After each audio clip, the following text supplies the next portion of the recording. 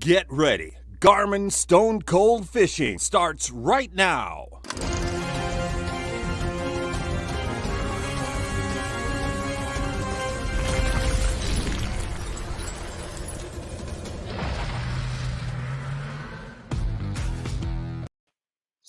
Hey guys, welcome to Garmin Stone Cold Fishing. I want to wish everybody a happy new year tonight.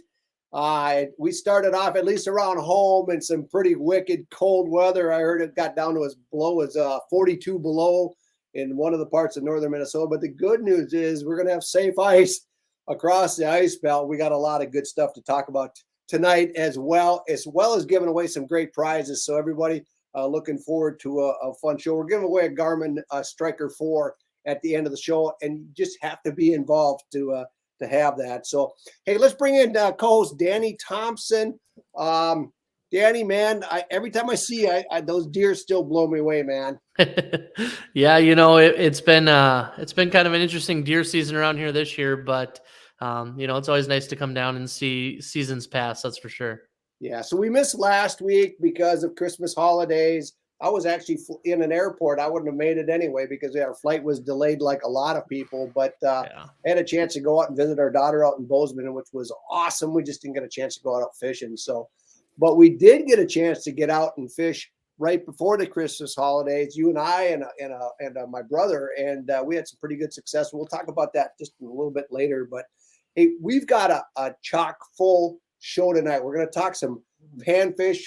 We're going to talk with Lawrence Luoma, who has really made a name for himself as a pro in the pro circuits. He's made a science out of finding and catching giant panfish, both crappie and sunfish. He's going to spill some secrets tonight on targeting some fish and weeds. So that should be great. But we also got some other special guests coming on tonight. Yeah, for sure. We've got Garmin Pro Kristine Fischer tonight. We're going to be able to talk about some winter harvest and some of that information with her. I think that's going to be a really interesting topic that you guys are going to want to listen into. And then, of course, we also have Shane Dubois. Is that how I say his last name? And we've had him in the past. And I mean, this guy, it just fascinates me. Look at that fish. Absolutely unreal, some of the fish that he catches. And it's just such a unique thing, thinking about ice fishing out that way. So very excited to talk to him about some of that trout stuff. I'm excited too, because he brings an east-west perspective. He grew up in Door County, Wisconsin, actually fished a lot of lake trout in the Great Lakes, where everybody called them greasers. They weren't real, fanatical on fishing them, but I can tell you he's a hardcore. That fish was almost 40 pounds. And we're going to talk about how to target fish like that with Shane a little bit later in the show, which I think is awesome. And then Tom Kimos is going to be in, and we're going to talk about, that's Troy. But we're going to find Tom Kimos is going to be in, and we're going to talk about looking for midwinter walleyes. And we're going to pull up some Navionics maps, maybe a Lakeview map or two. And we're going to actually break down some different types of lakes, some deep, clear lakes, and some shallow lakes, and say, hey, Tom, where would you look for fish? And then we're going to tap into you too, young man, and myself, and we'll just kind of have a round table on how to find fish at this time. But first, we've got a special guest that's on every show. We call him Troy, the live scope expert, Troy Simonton with Garmin. Troy, how you doing, man? Doing great. Good. So 2 weeks ago, I think you left. I think I got a call from your HR department because your fingers didn't work after you had almost 500 questions in an hour last week. And isn't that amazing, Danny? He had that many guests or that many questions. But Troy, as an engineer with a strong background in developing panoptics and live scope, and as well as being a real avid angler, if anybody has questions tonight on live scope or anything Garmin related, just throw them in the comment section, and we're going to have Troy handle all those questions directly to you through the comment sections. And I think that's a fun part of the show, because where else do you get access to an expert like Troy? So Troy, I did have one question for you before we let you go. A lot of people have asked me, where do you position the live scope transducer in relation to your two ice fishing holes for maximum, coverage? What do you recommend in terms of positioning the hole with the transducer for fishing straight down? Well, yeah, like you said, if you're fishing, down mode, set up in a house or a hub or whatever, I like giving it its own hole. Drill if you're going to drill 3 holes, in a line, 3 feet apart, whatever, put it in the middle.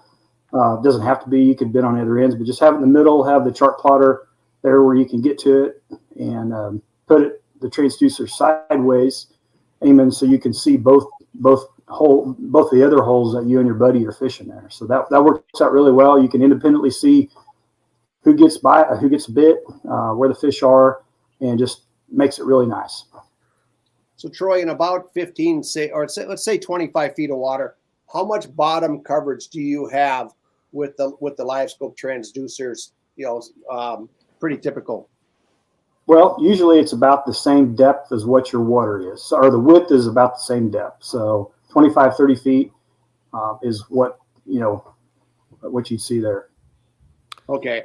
And I think what's going to be fun, guys, is when we get to Shane, he's going to talk about how he's fishing 50, 75 feet of water and how he's actually watching some of these giant lake trout on live scope respond to his presentation from as far as 50 to 75 feet away. It's pretty fascinating.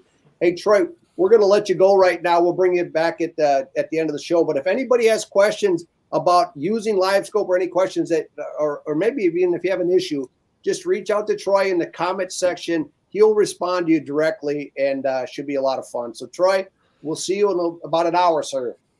Sounds good. Yeah. So, Danny, I know you're a big panfish fan. I think our first guest tonight, Lawrence, is going to be a fun guy to get to know. We're going to talk about how he specifically looks for big panfish in shallow water weed situations. So let's bring Lawrence in right now. Hey, man, how are you? All right, guys, you? Good.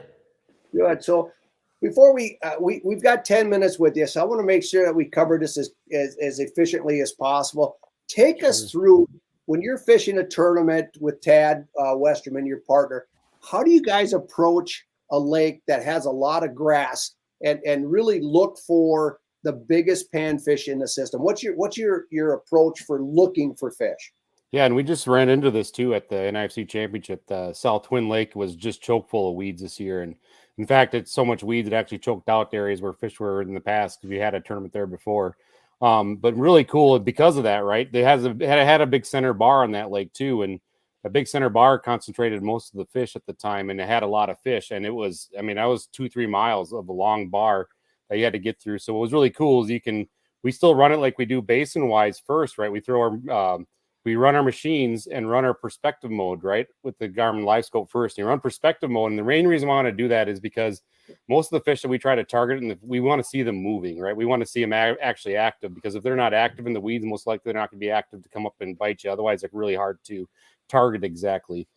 So you put it in perspective mode, you can actually scan out, in a wide area. And if you see some fish moving in there, well, now I'll take the time, grab my 4-inch razor auger, I'll run over there and I'll drill one hole with one hand, and I'll actually take my aqua view and then go down there and actually see those size of fish are the fish that we want to see. And then are they moving too? And right, are there gaps? And we can see the gaps in the perspective mode and target those spots too, where we know we can get a camera down there and see those fish. And then at that point too, it's becoming more and more of an art too, of taking the camera and understanding what a bigger fish looks like on the camera. And we know to really pinpoint those spots and then come back even later pre-fishing and actually see if those fish are still there and constantly seeing if those fish are there. And we can even do that in perspective mode also. Is there a specific type of weed that you're looking for, that you're seeing them in most often? It's definitely coontail. Coontail seems to be the main one you always want to see. And the cabbage can be good or bad. Sometimes it just seems like sometimes there's fish there, sometimes there's not. But normally if you can find the bigger coontail, and you can even almost really pick out the bigger blobs too in perspective mode, which is really cool. Okay. So, Lawrence, when you're using the camera, take us through that process. Are you drilling out a weed bed, or are you keen only on those areas that you're seeing on the perspective mode?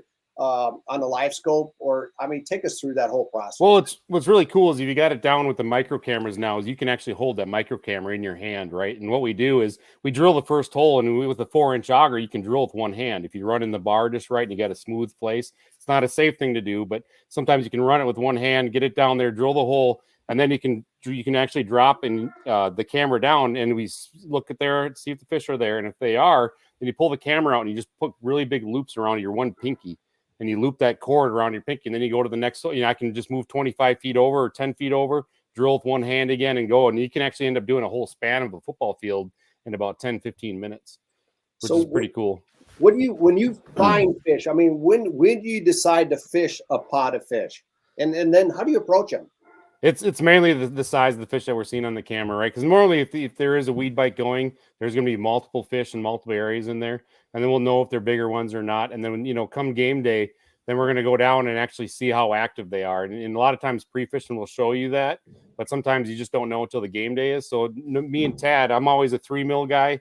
Tad's always a 4 or 5 mil guy. So I'll run really small jigs and he'll run really big jigs, and we'll see how they're active, because there's some days I can't get bit on a small jig because they're super active and you have to call them in to get them to go towards a bigger bite. And there's some days where they're just super finicky, where they're nice and shallow fish will come in and look at you. And then I know a 3 mil will get bit a lot better and more often at that point.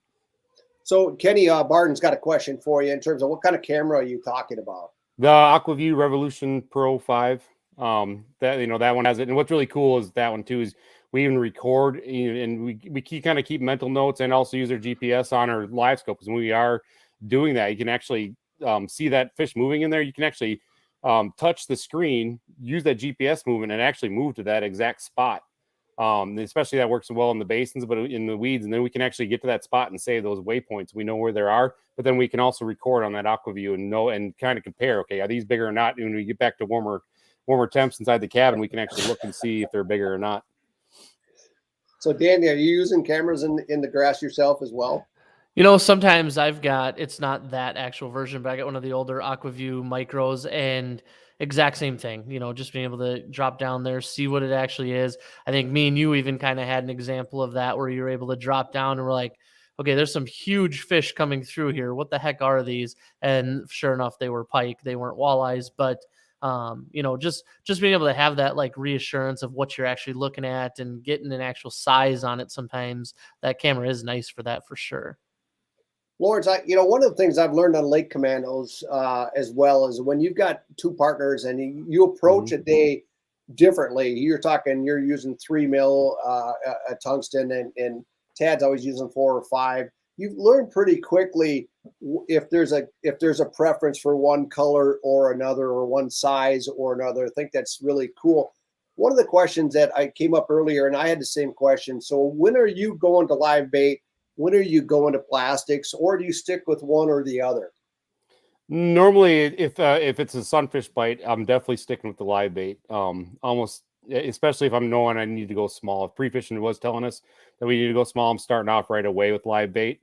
If we know we're going bigger, then we'll start with plastics, and then same with the pre-fishing. If we're getting them on plastics right away, we'll stay with plastics just because of the ease. But there's the days, man, 3 millimeter jig, small, maybe even smaller, 2.5 mil, and then threading on one single maggot will get you more bites and actually bigger bites some days. So there's days that pre-fishing will tell you, but at the same time, it's always good to know if there's sunfish there to always start with meat sometimes, because sometimes that's where getting a bigger sunfish bite will actually help having meat that day for that type of bite. So are you fishing maggots more often than waxworms or most of the time that's what I start with, but there's some lakes. I mean, one of my home lakes that I grew up with a cabin on is Osakis, and man, that lake loves a waxworm. Those big sunfish will just like a waxworm threaded on them. So there's lakes that and waxworms are for some reason hard to find this year. So that's kind of even a funny statement. I wish I had them, but they're harder to find this year for some reason. So Danny and I really did well the other day. We started off with spoons on some deep crappie and learned pretty quickly that they were more finesse than I preferred. We ended up fishing some of the 4 or 5 mil tungsten in 30, 35 feet of water. But talk a little bit about the shape of the jig and really go into, do you use tungsten all the time, or when are you a fan of lead, and when do you switch between tungsten or lead, or go one way or the other? Yeah, mainly my, with the 3 mil jig, and an example here, I got one here. This is just a 3 mil here, which is pretty small.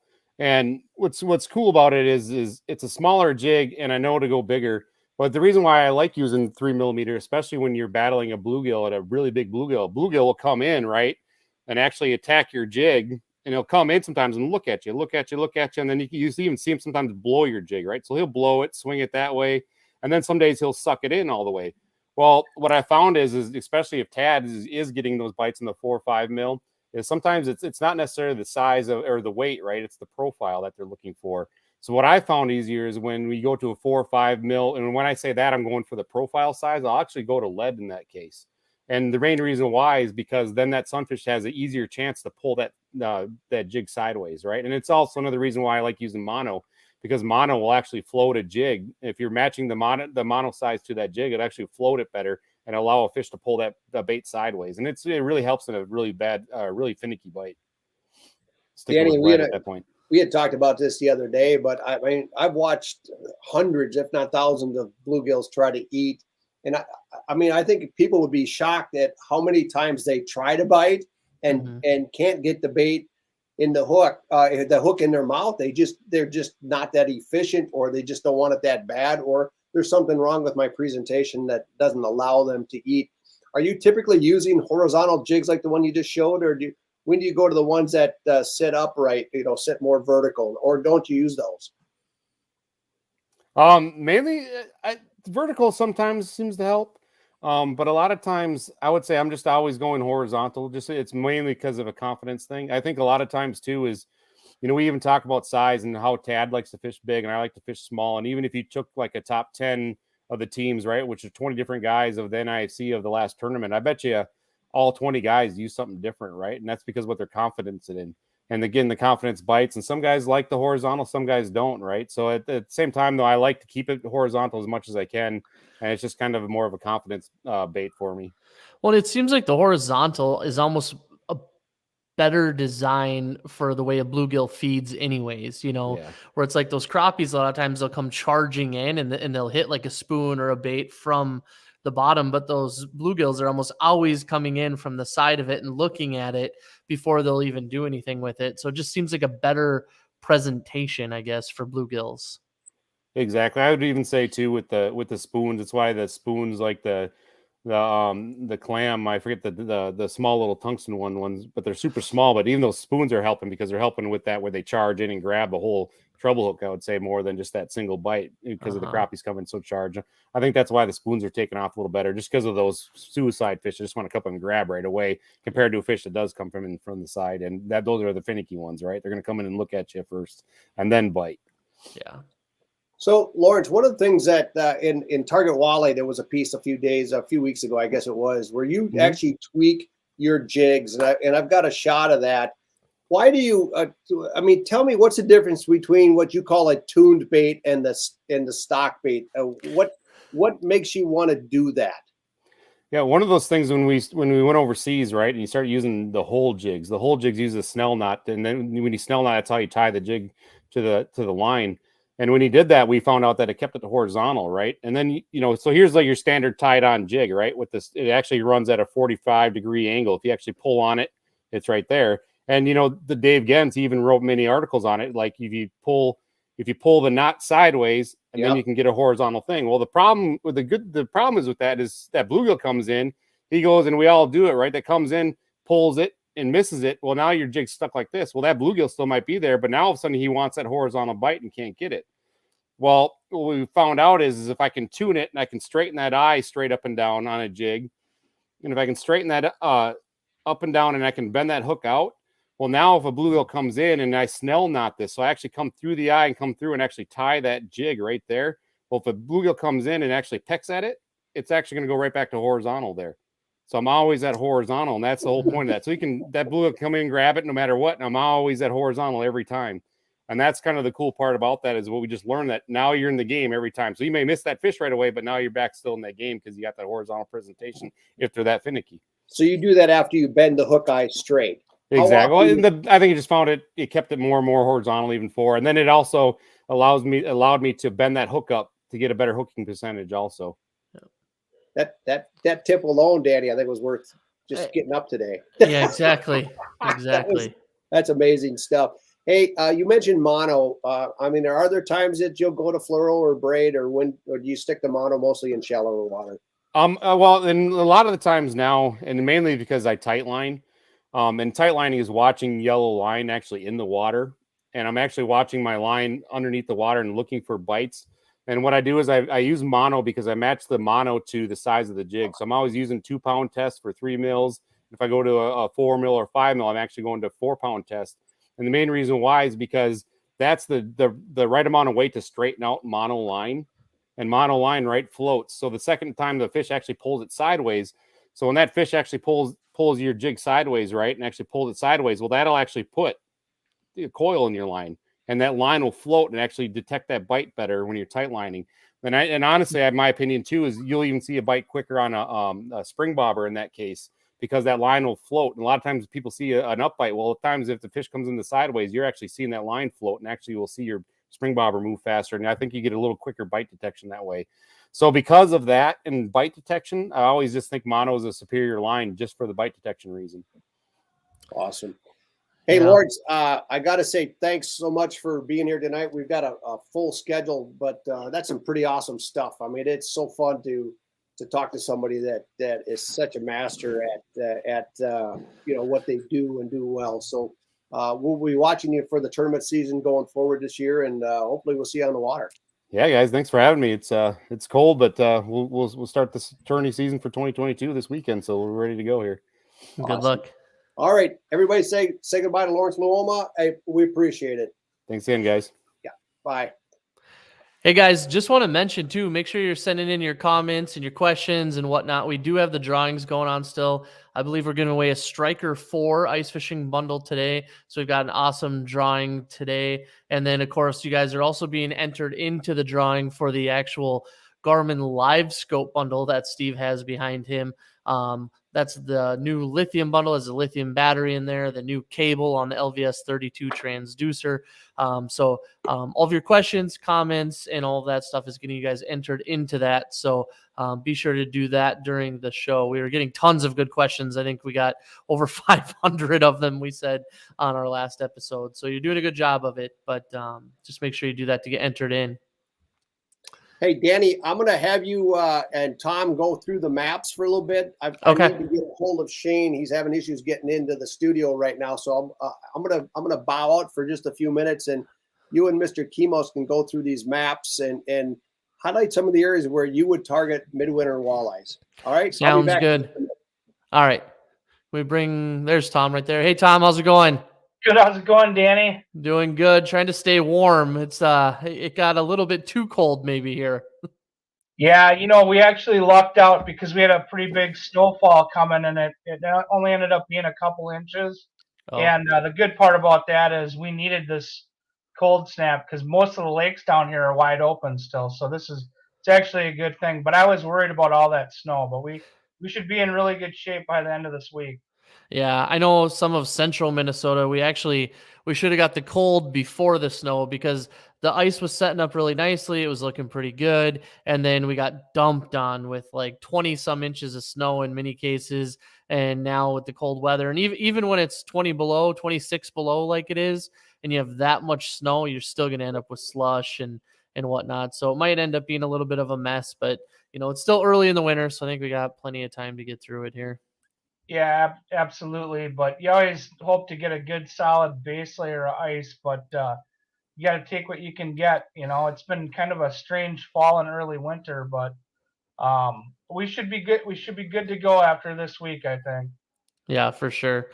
For sure. Well, I think we got we're going to talk about some kind of key spots for fishing midwinter walleyes. And I think we've got a few different lake maps that we can kind of take a look at here. So maybe, Kai, do you want to throw up that first picture? There we go. And so this here, that's just a screenshot of a lake. And so what we've got is we got some deep water. And so I'm seeing 105 feet, 80 feet. But it does look like there's some few humps and whatnot on here. And I think we might even have one more photo of it zoomed in a little bit on a couple of those humps Yeah, right here. So, Tom, what are you kind of looking at when you're seeing this? I mean, we've got 82 feet of water. We've got a couple of humps here that come up to 27, 29. I mean, if I'm thinking, mid-July, June, this is some awesome spots to go jig wrap or pull some chubs over. But as far as winter fishing, what are you thinking on a spot, something like that? Well, so early in the season, I'm going to start out on those steeper shoreline breaks. Yeah, Okay. And then as the winter progresses, what we have early in the season is we'll have a tulipy, or if there's ciscoes in the lake or whitefish, you're catching the tail end of the spawn on those. And a lot of times those steeper shoreline breaks are better. But as winter progresses, I am going to look at those deeper humps. I like the ones that are closest to the deepest water, similar to what we're looking at in the summer too, because they're essentially feeding on the same thing. yep, So but when you take each one of those humps apart individually, I'm going to start by setting up I'm going to look for the areas where the contour lines are closest together. That's going to indicate your steepest break. What I like about that, I feel like especially the bigger fish like to use those breaks to actually pin bait fish against. So hmm they'll try to corral them. Now, one thing that's really cool now, Danny, in the past with 2D sonar, you always had that giant blind spot, so you just have to, be confident that there was fish around, and, all of a sudden you'd just be working your jig or whatever, and with no rhyme or reason, just get bit, Where now with live scope or even pan optics, live scope especially, I can put that. What I like to do on those really steep breaks is I'll put it into forward view so that I can actually see down the break. And what's yeah, cool about this is that it indicates not only like where the fish are, but it'll tell me as the evening progresses or whatever, you'll be able to see those fish coming up the break. The other thing that we always assume in those situations is that we're let's say we're in 25 foot of water and a fish shows up with 2D sonar. I'm assuming that fish was swimming around there, and I get bit. It was a 25-foot fish. What I've learned is a lot of those fish are actually quite a bit deeper, and a lot of those real deep lakes have clear water. Those fish will come shooting 25, 30 foot up the break and crack your jig. And if you catch them, great. If not, they'll go right back down. So it kind of helps because it gives you an idea where those fish are living versus where they're feeding. But for sure, I think the higher percentage areas on any of those humps are going to be those steeper breaks. yeah, for sure. And I've actually even noticed too, like you said, before when we had 2D sonar, we'd go on top of these humps or we'd go kind of on the break of it and we're just kind of dropping down looking for fish. With live scope, being able to kind of, and me and Steve did this literally a week ago, where you go right into the deep hole and look up to the shallow and you can see quite a ways, and you can almost cover these humps so quickly as compared to what we were doing in the past. And the other thing is it almost seems like a lot of times these fish, we always think of them either being on top or being on the bottom or being on the break, but a lot of times they're just off of the hump a little ways and they'll be suspended off of that hump. And so, with the live scope and the pan optics or whatever you're using, you're actually able to see that. And I've actually found myself sometimes fishing not necessarily right on top or, right at the bottom, but just off of the hump a little ways, but up higher too, because those fish seem to suspend and kind of go around those humps. Or in the case of that actual map, they'd probably go between both of those humps suspended. And, I know even up on Lake of the Woods, I was able to catch a lot of bigger fish doing that, just looking for those fish that are suspended around those humps. Hey, Tom, I got a question for you. If we were to switch over to more of a basin type lake, so your typical natural lake, I'm gonna pull up a lake here. It's got a large basin, but it's pretty basic when you look at it. You've got a 15-foot point that extends on the right side. You got some structure on the west side of that 15-foot. How would you approach this particular type of body of water? Well, those shallower basin areas, a lot of times, you've got more of a softer mud bottom. So the first thing I'm going to do is try and determine if there's a bottom break or a transition where it goes from sand to mud or gravel to mud. That's going to be a super high percentage deal right there. Every lake is a little different as far as what that depth is. But one thing I noticed on that other lake is that it looks like it has inflow and outflow. Yep. One tip that I want to point out that I've figured out over the years, it's really important. If you have a river running into these lakes, excuse me, if you have a river running into these lakes, a lot of times that water will get super chilled. So that flow keeps the thing from freezing over. So that water gets super cold. And what I've found in setups like this, especially in these basin lakes, is that a lot of times those fish will migrate away from that current. And it's opposite of what you would think. Normally you would think that flow is going to attract fish, but especially in midwinter, that water is so cold coming out of that inflow area that those fish are gonna move. So the two places that I would check would be the north end of that lake, and I would look for those gravel transitions or rock to mud transitions. The you can see like about halfway up the lake on the west shoreline, it looks like there's a couple of nice turns in the break, in that 16-foot break. Yep. That's going to probably indicate that there's some sort of hard bottom or gravel or maybe even a rock structure. And that's going to be up far enough out of that current area that you shouldn't run into that super iced out water. But that's always something to keep in mind. That's a pretty important tip with those inflows like that. So that's an eye interesting. out I for had that. never even thought of that. Hey, one of the things I wanted to show too is that particular map was set on kind of normal, but if on Garmin, you can actually scroll to most. And this is that if you look at this point on the right side, right below the blue where the name was removed, just so it's not a specific talk about one lake, but more lake general.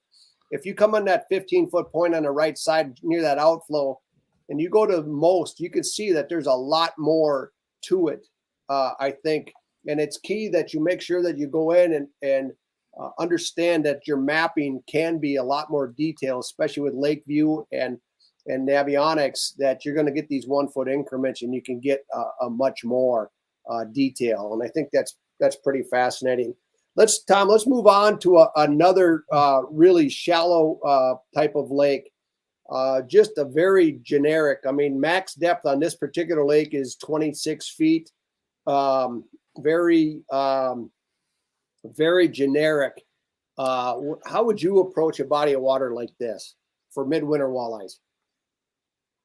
I would start off looking at those mid-lake points there, especially the one that I think that's the one on the east shore there. I believe. Yep. Yeah, there's a one up on the 13 on the left, about 2/3 of the way from, or a third of the way from the top, from the north end. If you come in, you can see that particular one in detail. For sure, I would take a look at that one. Now, depending on the water clarity, that's going to determine kind of how I approach it. If this was a more of a stained body of water, I would probably look more directly on that structure. But in the clear water, a setup like that, those fish are probably going to be roaming more of the basin. You know, and we're talking midwinter stuff. So I'm going to be, once again, looking for, any steeper transitions or break lines that would indicate a bottom change. Once again, these fish, they're all of these bodies of water. Once you get into the mud part of them, there's insects, there's all kinds of things for them to eat. And I've found once we get out of that early ice into that midwinter zone, that those fish will start, their metabolism start to slow.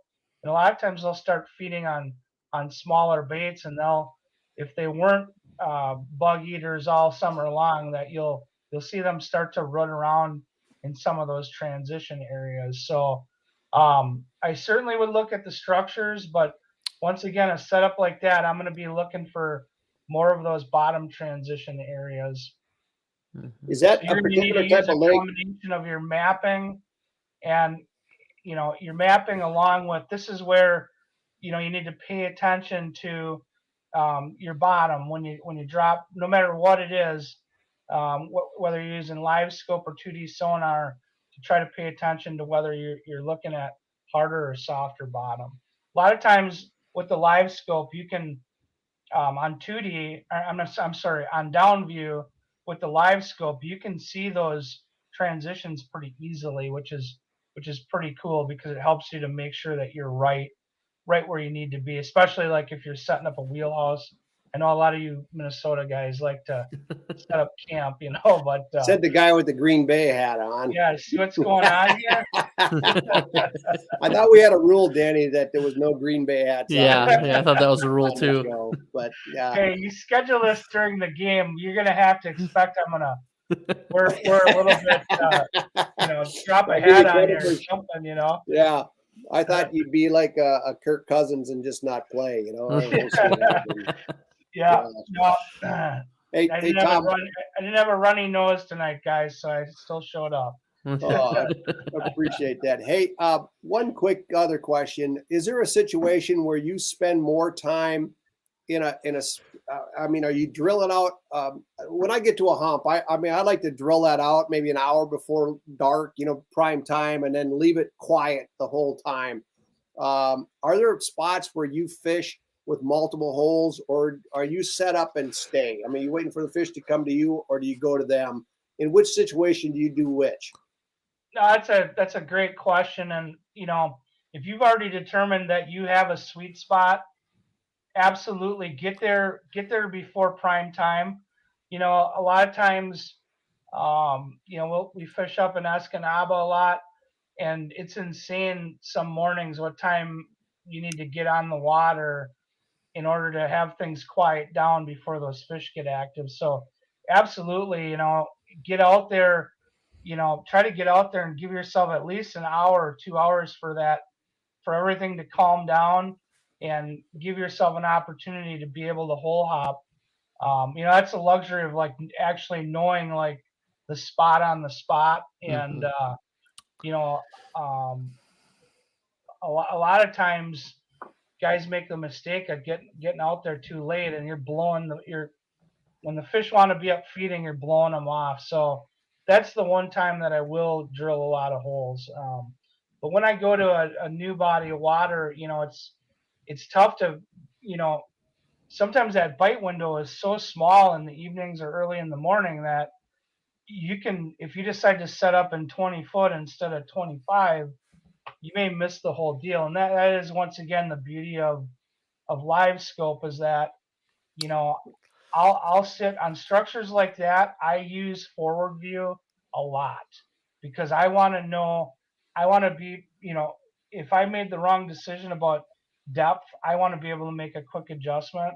But having those holes and that ability to bounce around, that's my favorite time to fish, is once we get later in the winter where your holes aren't freezing up real fast, where you can real quickly move around and be mobile and, hunt those fish down. And that's a super fun way to catch the walleyes, is when you can get on a piece of structure like that and just chase them down with the live scope, for sure. That's a great tip. Hey, the Packers are up 3-0 over the Vikes. It's about 10 minutes into the first quarter, so we better let you go, or we'll never hear the end of it. So, Danny,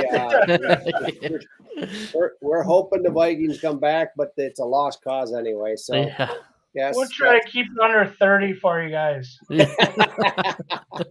Well, hey, Tom, thanks a lot for coming by tonight, and we'll talk to you next Sunday. Thanks, man.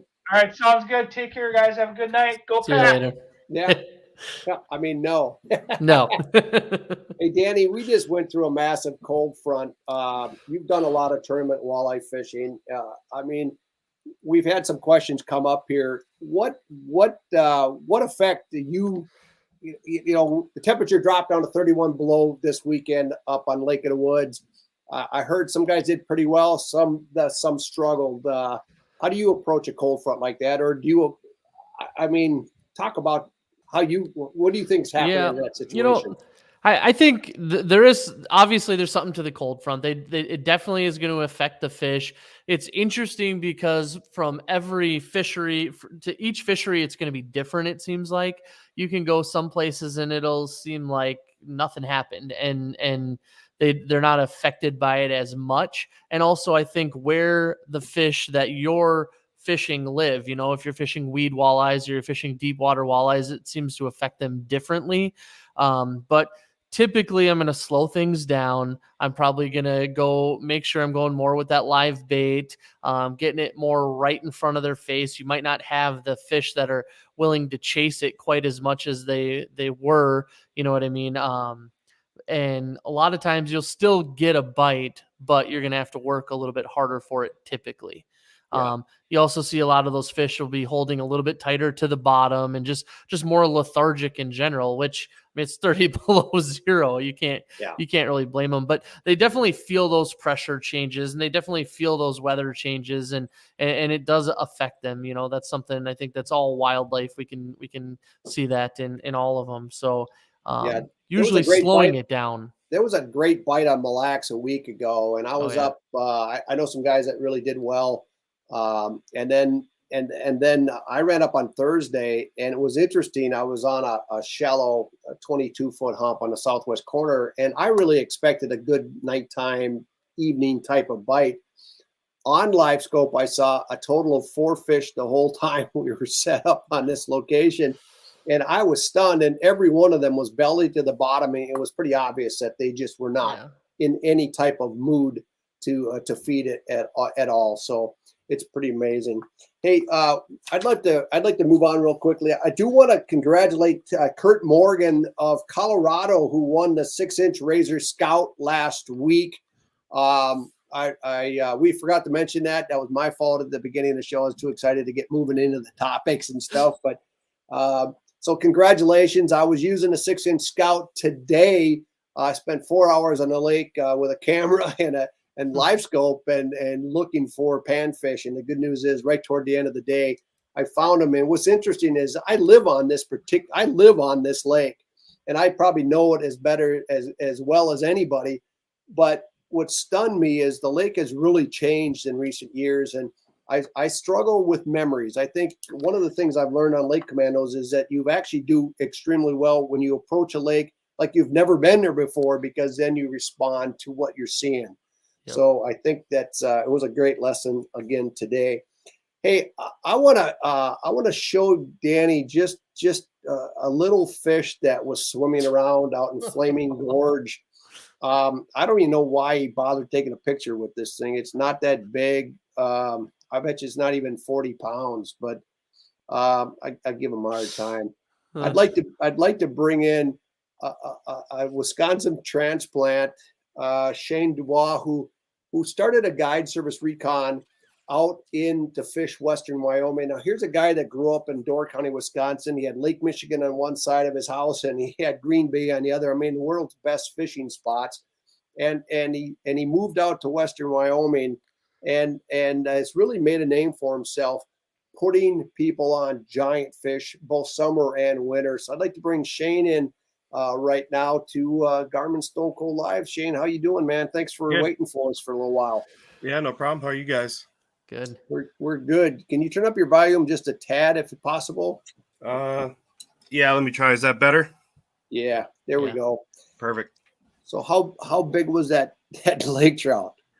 Just shy of 40 pounds. So that was a joint effort between one of my clients and myself. So I hooked the fish, and then he finished the fish off and was nice enough to let me take a picture with it. That was the biggest fish through the ice last year, and we actually caught it in 11 feet of water sight fishing. I watched that fish come in and eat this this fish tube here. This is an 8-inch combination between a swim bait and a tube jig that my buddy made for me, and that fish came in. And what's really cool about these big lake trout in shallow water is a lot of times they don't come in and mess around with the bait. They just kind of come in like this. They don't go super fast.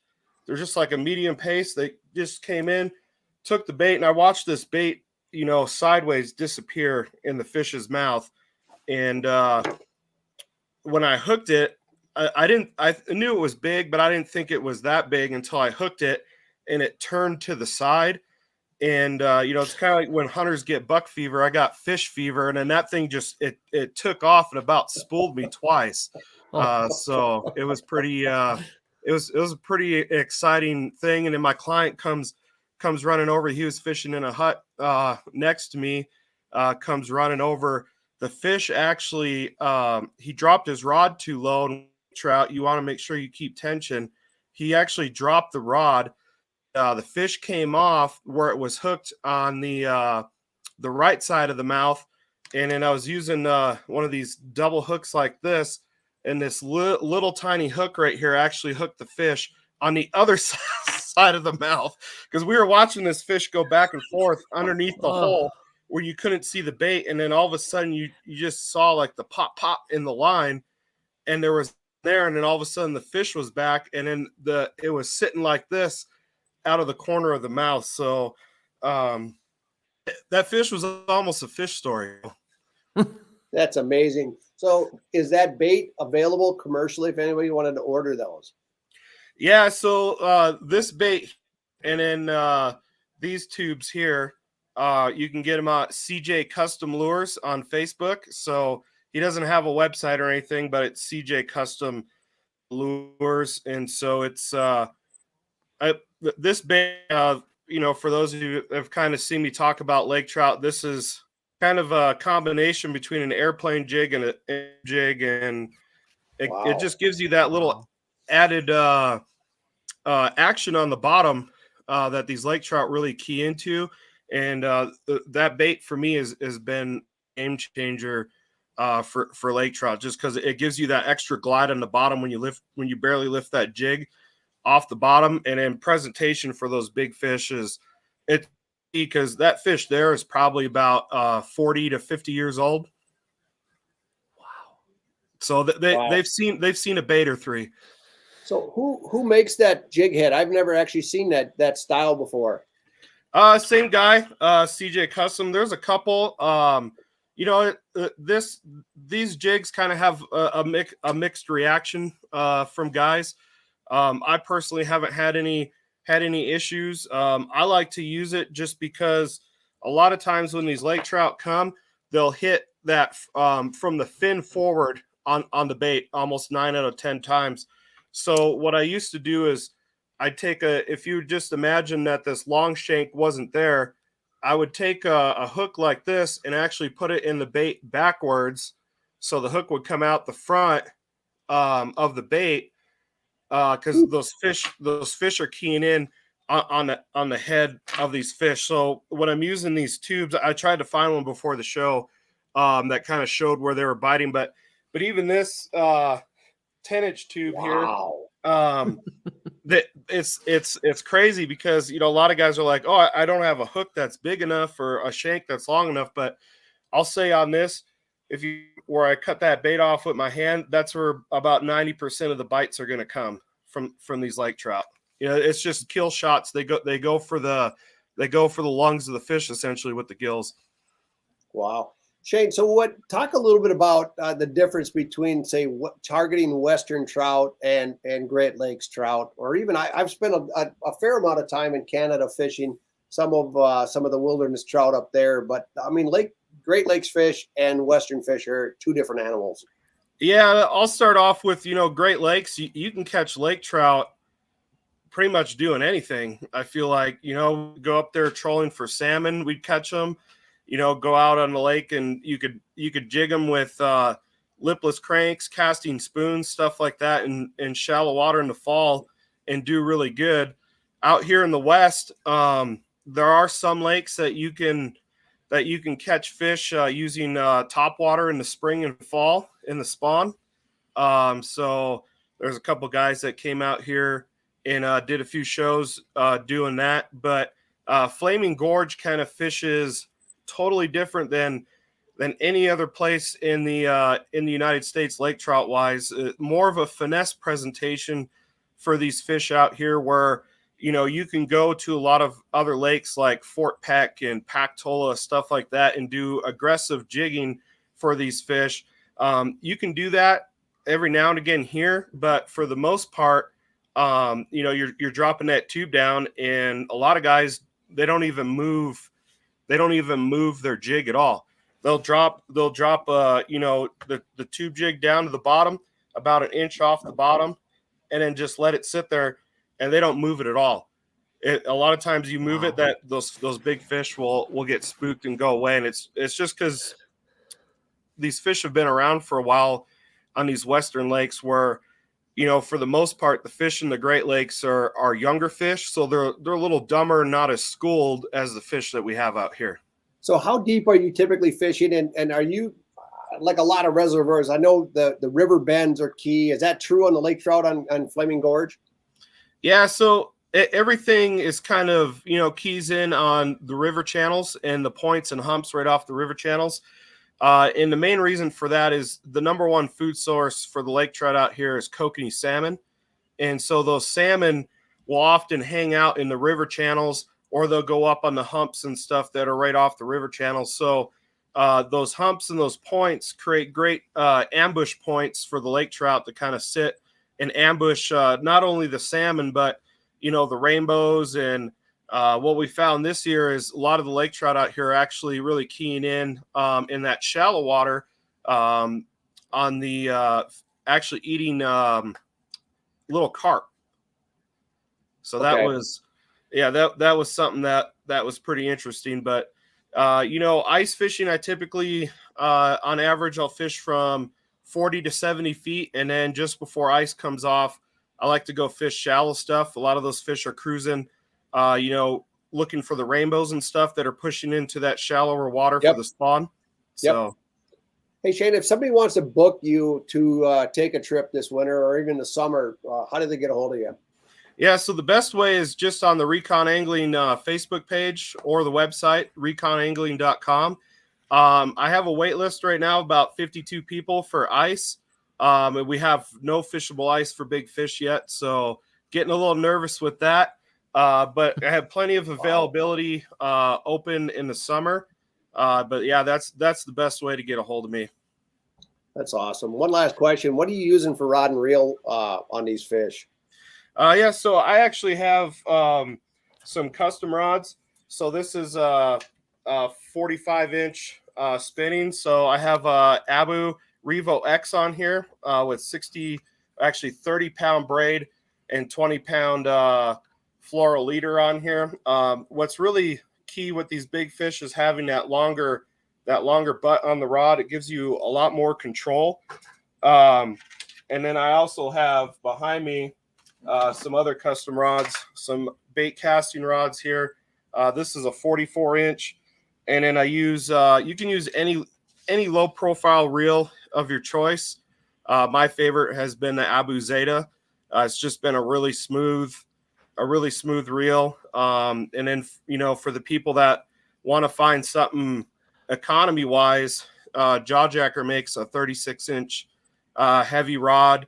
I know hot rods are real popular in the Midwest, and then I think JT custom rods as well. So when Lee Kimball just had asked, are you using super braid or fuse lines at all, or in that deeper water, or do you go? What are you using? Does line choice depend on depth or size of fish, or what are you typically using? So typically all around, I just use 30-pound braid. So I use Berkeley's X9. Yep. It's a really good braid. And then I usually will switch out my leader length depending on water depth. Usually, the shallower I'm fishing, I tend to have a shorter leader, and that's more of getting that leader through the eye of your rod a little easier when you're in shallow water. Mm-hmm. When I'm in deeper, I'll use like a 10 or 15 foot, because believe it or not, those fish get kind of dumb when they're in shallow, just because they're actively feeding and they're kind of in the zone of feeding. Whereas in the deeper water, they're they're more in tune to more subtle techniques and stuff like that because they're just kind of cruising around. Awesome. Hey, Danny, you have any questions? No, I think that's it. Other than when can we get out there and do some ice fishing, Steve? That is unbelievable. Thinking of catching something like that through the ice. That would be a ball. Mid-February. Yeah. Hey, Shane, Happy New Year. Thank you for Yes. being here tonight. Hey, no problem. We'll stay in touch, man. All right. Take care, guys. Thank you. Thank you. Kristine Fischer, I think she's run into some cell issues because she hasn't reached out. Okay. She was down in the Keys or something, and I think we're running into some issues with that. Hey, Danny, I want to rip a Band-Aid off here real quick because I kind of got ticked off the other day. We had a chance to fish, guys, a few weeks ago, and this was our kind of our day. We found a school of, this is a 12-inch crappie. That's a 10-inch unit here, and you can see it's about an inch or two longer. We had the live scope. You can see there's a number of fish on there. What we did that day is we actually had a deep hole that went down to 33 feet. We just put one live scope down and scanned the area, and then we drilled out where we were seeing the fish out to 90 feet from the unit, and then we just used some 2D sonar moving from hole to hole, and the three of us, my brother Jeff and Danny and I, we put together, we each took a limit of 10 fish between, I'd say 11 and 12 and 3/4, maybe 13, but that was it. And we ran a photo very similar to this on Facebook with these things, and the keyboard cowboys got out there and gave us a hard time about keeping some fish. And Danny, I have to admit, by the end of the day, I was a little ticked off from that because one, we fished for 3 days before we kept anything. Yep. And two, I mean, I probably released 1,000 fish this year and kept maybe 20. So I don't know. Are ice anglers keeping too many fish? What are your thoughts on this? I think that's a tough question. It really is. But I think in certain situations, probably yes. At the end of the day, the limits are the limits. And I want to say, and maybe I'm blind to it, but I think that the majority of people out there are good people. And people are sticking within the law, keeping their limits. And, I think there's a lot of guys like us that maybe we go out, we do a lot of fishing all year long, all winter long. And it's really actually pretty rare when we'll keep a limit of fish. And I feel like there is a lot of people like that. There are a select group of people, I think, that every time they go out, they think they need to get a limit and bring it back. And so there are those people, but,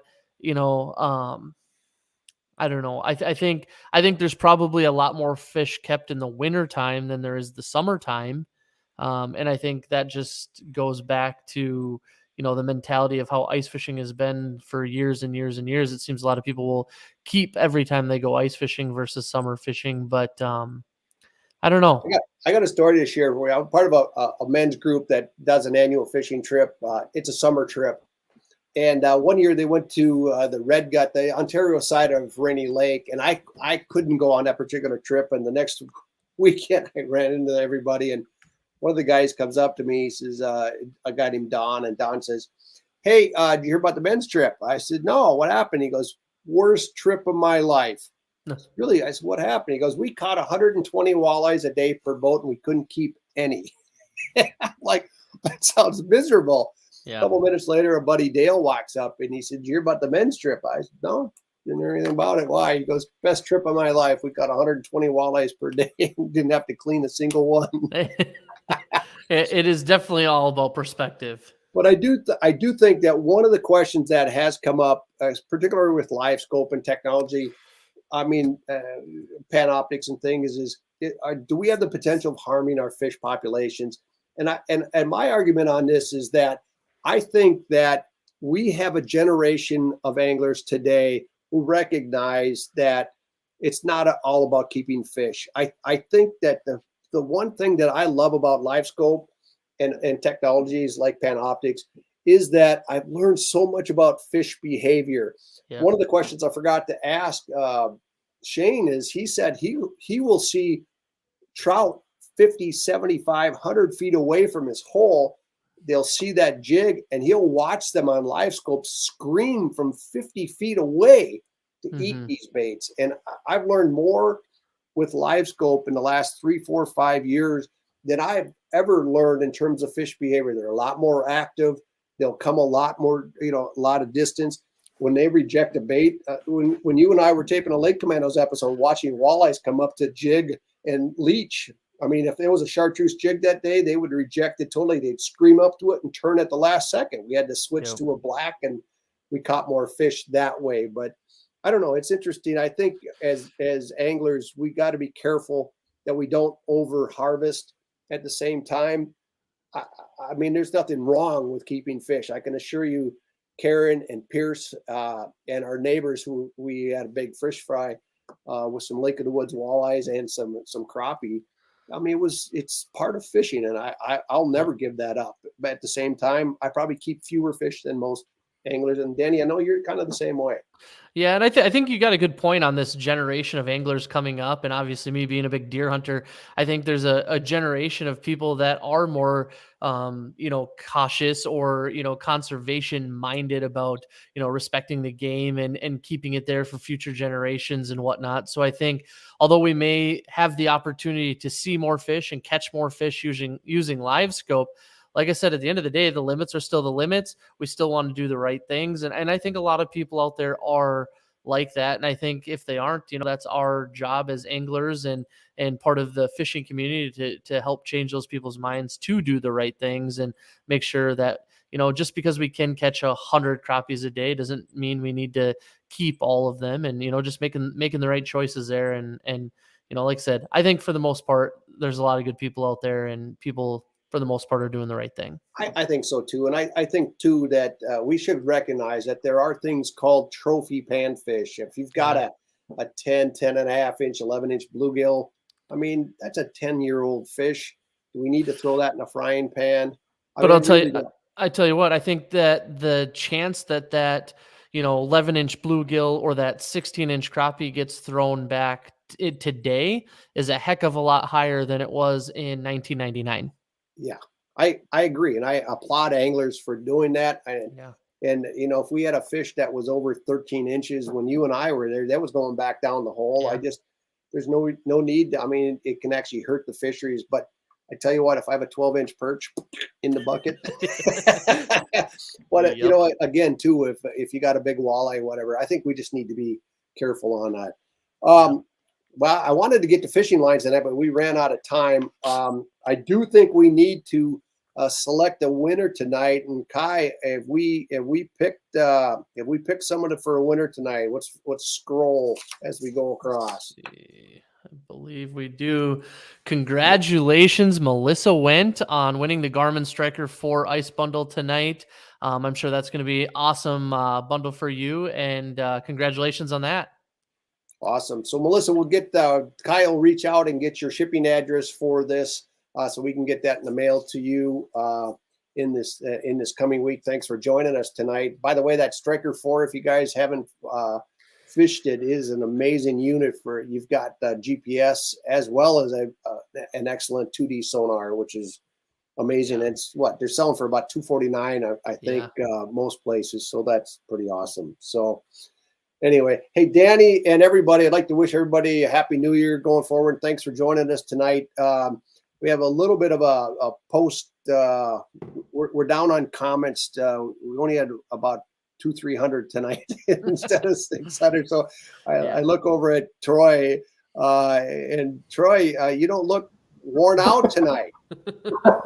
No, I was chatting with Evan and Lee about fishing tonight, so lure selection and nothing about electronics so much tonight, but that's all good. I mean, I think everybody around this area was really kind of crying around here for the Chiefs losing today, but how that is. Well, they'll figure it out.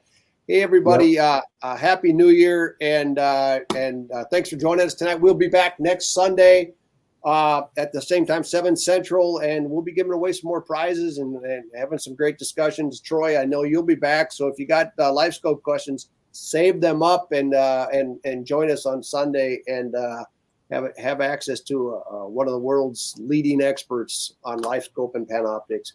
Danny, Troy, you guys have a great rest of the night. Thanks for everybody for joining us. We'll see you next Sunday night. Sounds good. See you guys. You guys.